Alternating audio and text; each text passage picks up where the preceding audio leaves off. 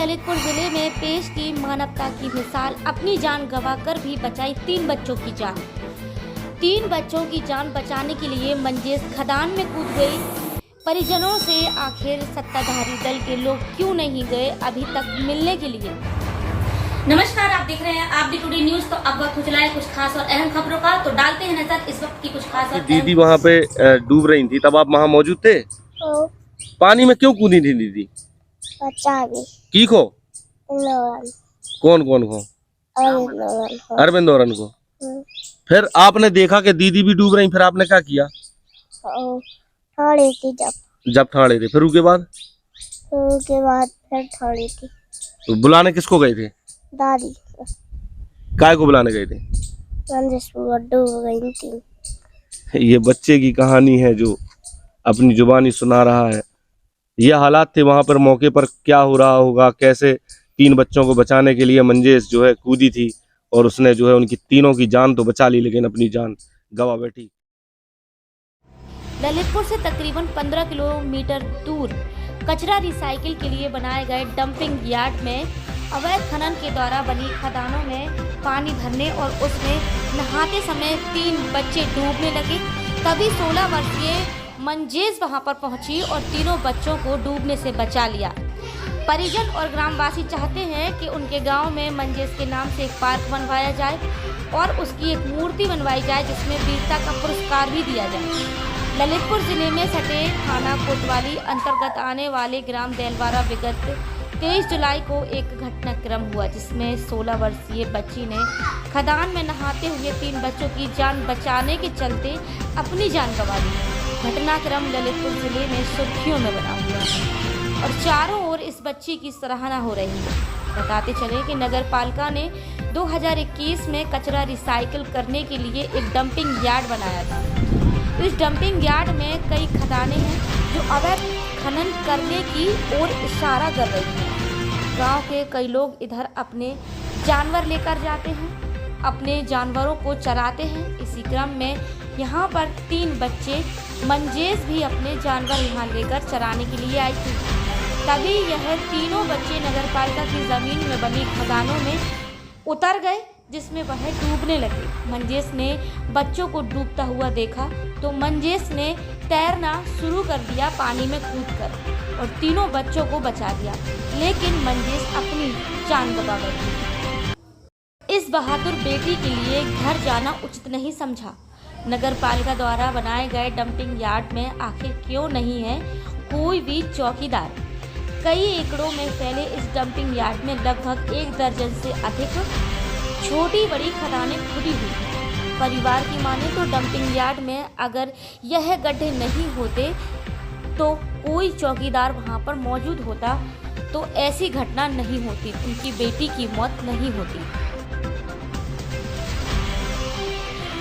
Manjesh sport में थी आगे। वह हाल ही में हुए हाई स्कूल के रिजल्ट में मंजेश 65% मार्क्स लेकर आई थी। मंजेश के पिता टैक्सी चालक हैं जो कि शहर में टैक्सी चलाकर अपने परिवार का भरण पोषण करते हैं। अपने बच्चों को उच्च स्तर की शिक्षा देने के लिए लगे हुए हैं।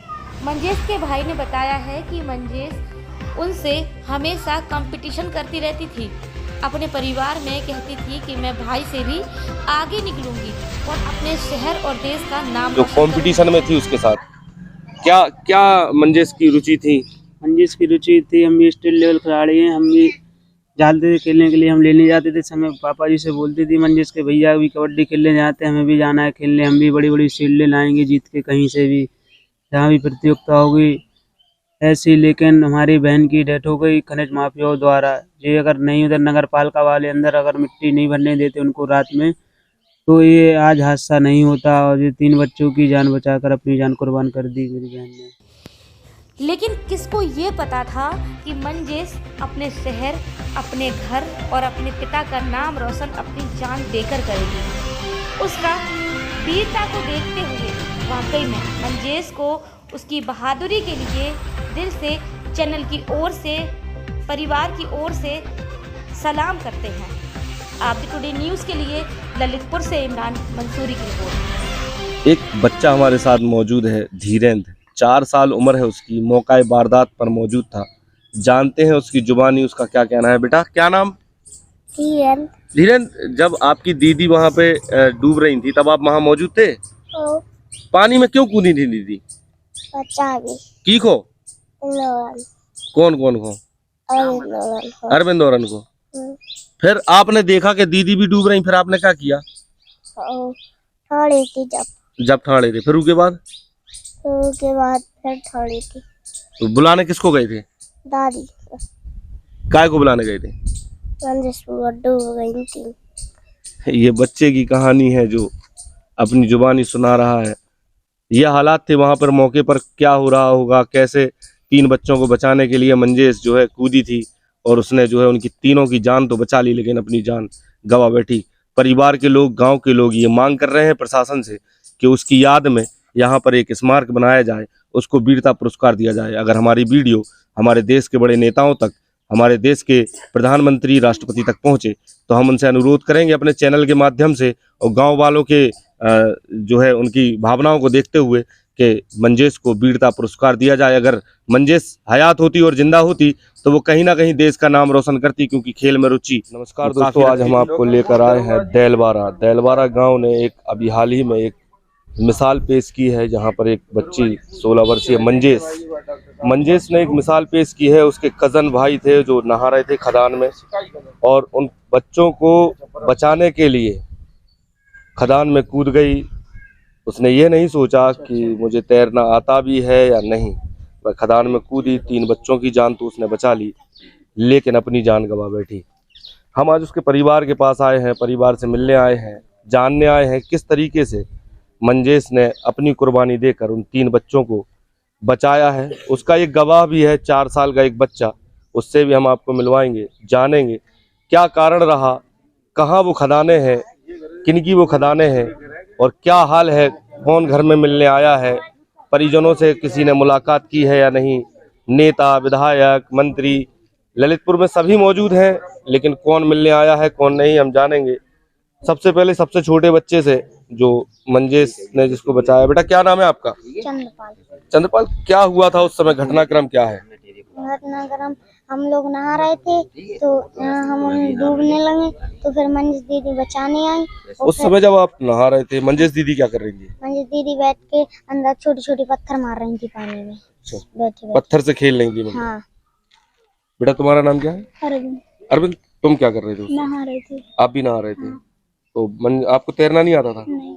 खदान में कूदे कैसे थे? कुछ सेफ्टी लिए थे या किनारे से नहा रहे थे? छोटा सा पुट्ठा लिए थे। पुट्ठा लिए थे, उससे तैर के नहा रहे थे? हाँ, तैर के नहीं, हम पहले ऐसे उतरी में नहा लगे तो दूर से दौड़ के कूदे तो हम डूबने लगे। आपको डूबता देखते हुए मंजेश दीदी कूद गई? हाँ, खून के बचाने के लिए। आपको बचा लिया? नहीं बचा पाया, दीदी डूब गई। तो कुछ लड़कियों ने आदमी बाहर तो आदमियों को बुलाया तो हम लोगों को निकाला, तो पेट में से पानी निकाला। अच्छा, आप लोग भी डूब गए थे? हाँ। मंजेश दीदी भी डूब गई? हाँ। बेटा तुम्हारा नाम क्या है? सेवम। तुम भी नहा रहे थे? हम किनारे पे थे ना। अच्छा, आपने क्या देखा उस समय? उस समय ये डूब रहा था। और मंजेश दीदी किनारे पे थी, वहाँ पे बैठे थे किनारे पे। आपको कूदी वो आपको डूबता देखते हैं? नहीं, इसको डूबता देखते कूदी। फिर हमने वहाँ पे बैठी थी मंजिस दीदी डूब रहा है, मंजिस दीदी आई तो उसको बचाने गई तो वो डूबने लगे। वो भी डूबने लगे। ये है उन 3 बच्चों की कहानी। ये तीनों उस खदान में नहा रहे थे। नहाने के बाद जब इन्होंने देखा, हालांकि किनारे नहा रहे थे लेकिन गहराई में कैसे पहुंच गए, सेफ्टी लिए थे, सब लिए थे, लेकिन गहराई में कैसे पहुंच गए वो अब घटनाक्रम की बात है। जैसे ही मंजेश ने देखा कि इनके 3 कजन भाई जो है डूब रहे हैं, उनको बचाने के लिए उस तालाब में या उस खदान में मंजेश भी कूद गई। हम जानते हैं उनकी 2 बहनें भी हैं, उन बहनों से जानते हैं कि क्या प्रतिभा उस बच्ची में थी जिसने अपनी जान गंवा दी। उसका आगे का क्या उसने भविष्य में सोचा था, कहाँ तक पढ़ाई की है, किस स्कूल से पढ़ाई की है, जानेंगे। बेटा क्या नाम है आपका? डॉली हरवाल। डॉली, क्या मंजेश की खूबियाँ क्या थी? खूबियाँ उसकी पढ़ाई में थी, अच्छे इंग्लिश टू इंग्लिश किसी से बात करती थी, फिर रनिंग करती थी, कबड्डी में थी और खो खो भी बहुत अच्छी खेलती थी। वो बोलती थी कि मैं अपने भाई से भी ज़्यादा मेडल लाऊंगी, मैं बहुत स्टेट खेलूंगी, नेशनल खेलूंगी और मैं अपने भाई से ज्यादा शील्ड लाऊंगी। मैं अपने पापा की हेल्प करूंगी, बड़ी वो करो, मैं पढ़ाई करूंगी। वो इस बार 11th में थी, 11th में आप पढ़ना था उसे और सोमवार को एडमिशन कराने जाना था। और 23 तारीख की घटना है। 22 तारीख को नवोदय विद्यालय का पेपर देने गई थी। अब हम जानते हैं उसकी बड़ी बहन से। बड़ी बहन हमें बताएंगी कि उसने पढ़ाई किस स्कूल से की। यहाँ प्राथमिक पढ़ाई उसने कहाँ से की थी? जूनियर हाई स्कूल से और फिर हाई स्कूल की देलवाड़ा से। देलवाड़ा से। अभी हाई स्कूल देलवाड़ा से। अभी उसकी हाई स्कूल हुई है। हाई स्कूल में उसने कितना परसेंटेज पाया था? 65% भाई। 65% एक अच्छा परसेंटेज होता है। एक भाई हमारा है जो स्टेट लेवल भी खेल के आया है, मंजेश का भाई है। उससे जानेंगे मंजेश जो कंपटीशन में थी उसके साथ क्या क्या मंजेश की रुचि थी? मंजेश की रुचि थी, हम भी स्टेट लेवल खिलाड़ी हैं। हम भी जाते थे खेलने के लिए, हम लेने जाते थे। समय पापा जी से बोलती थी मंजेश के भैया भी कबड्डी खेलने जाते हैं, हमें भी जाना है खेलने, हम भी बड़ी बड़ी शील्डें लाएंगे जीत के कहीं से भी, जहाँ भी प्रतियोगिता होगी ऐसी। लेकिन हमारी बहन की डेथ हो गई खनिज माफियाओं द्वारा। ये अगर नहीं उधर नगर पालिका वाले अंदर अगर मिट्टी नहीं भरने देते उनको रात में, तो ये आज हादसा नहीं होता। और ये 3 बच्चों की जान बचाकर अपनी जान कुर्बान कर दी मेरी बहन ने। खनन माफिया एक नाम यहाँ आया है सामने।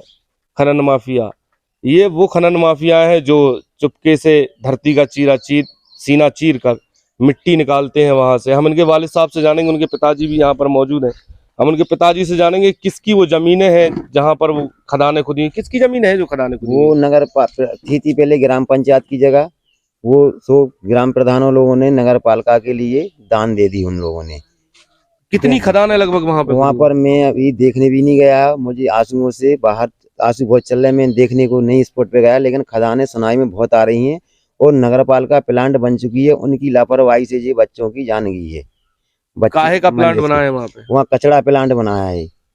कचरा प्लांट बनाया है, नगर पालिका ने ले लिया मुझे। नगर पालिका ने जगह ली। तो वहाँ पे दीवाल की कोई व्यवस्था नहीं है? पूरी दीवालों की चारों तरफा से बाउंड्री है, चौकीदार भी रहता है, ठेकेदारी भी चल रही है, हर चीज। लेकिन वो जाने कहाँ कैसे निकाल देते हैं बच्चों के लिए अंदर, खनिज वालों को कैसे निकाल रहे हैं, बेच पैसों में कैसे में। बहुत बेरिंग गड्डी खदानें हो चुकी है वहाँ पर। तो यहाँ जेसीबी चलती है? जेसीबी चलती हुई नाइट में होगी, चाहे दिन में।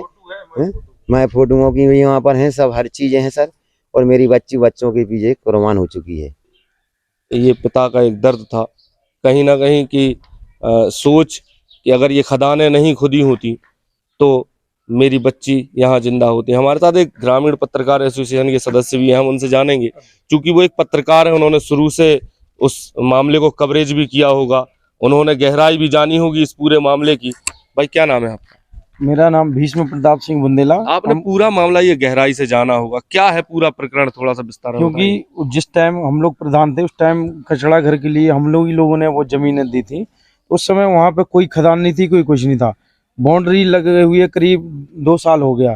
तो 2 साल के अंदर उसके अंदर आप जाइए तो देखेंगे कि तो करीब 8 से 10 खदानें ऐसी गहरी हो चुकी हैं।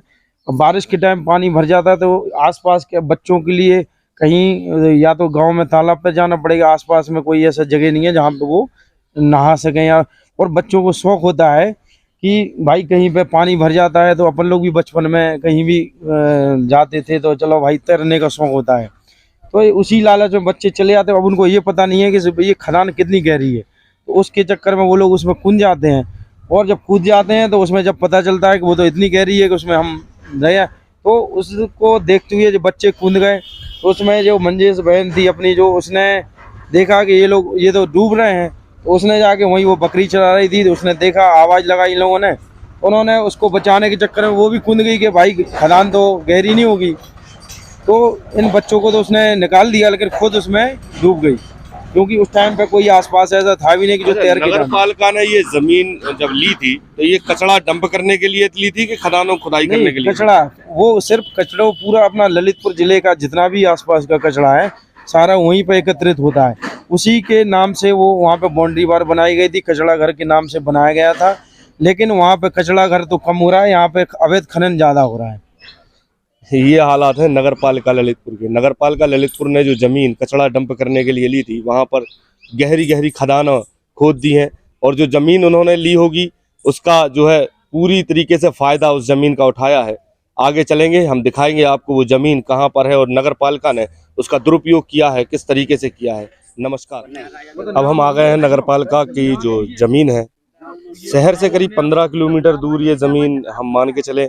यहाँ पर कचरा रिसाइकिल करने के लिए ये प्लांट पूरा बनाया गया है। लेकिन एक सवाल यहाँ खड़ा होता है कि ये जगह जो है जब ग्राम सभा ने यहाँ दी तब ये खदानें थी कि नहीं थी। ये खदानी ग्रामीणों की माने तो खदानें ये जो है नगर पालिका के लेने के बाद ये खदानें बड़ी बड़ी, एक खदान नहीं है ये, यहाँ पर करीब 1 दर्जन से अधिक खदानें पूरे में बनी हुई हैं। बड़े बड़े गहरे गहरे गड्ढे इनमें कर दिए गए हैं। इसी में जो है मंजेश जो है डूबी थी। ये खदान जो हम आपके सामने खड़े हुए हैं, इस खदान में मंजेश डूबी थी जब वो 3 बच्चे यहाँ पर नहा रहे थे। तो एक सवाल ये बनता है जिला प्रशासन से कि नगर पालिका ने जो ये रिसाइकिल बिन के लिए ये डंप यार्ड बनाया है, इसमें आखिरकार ये खदानें कहाँ से आईं। और नगर पालिका के ऊपर एक सवाल खड़े होते हैं कि ये ज़मीन, ये मिट्टी जो है बेची गई, कहाँ बेची गई, इसका पैसा जो है कहाँ, लाखों करोड़ों रुपए का जो है गबन ये खदानों में जो है देखने को मिल रहा है। क्योंकि ये मिट्टी है, मिट्टी का सीना चीर कर जो मिट्टी निकालते हैं उनको भूमाफिया या खनिज माफिया कहा जाता है। तो आखिरकार ये खनिज माफिया कौन है, ये सवाल एक बड़ा। इस खनिज माफियाओं ने मंजेश की जो है जान ले ली। खनिज माफियाओं की वजह से ही मंजेश की जान गई, ना ये गड्ढा होता ना मंजेश की आज जान गई होती। ललितपुर से आपदी टुडे न्यूज़ के लिए इमरान मंसूरी की खास रिपोर्ट। तो अभी फिलहाल खबरों में इतना ही। आगे हम फिर मिलते हैं छोटी बड़ी कुछ खास खबरों के साथ। तब तक के लिए नमस्कार।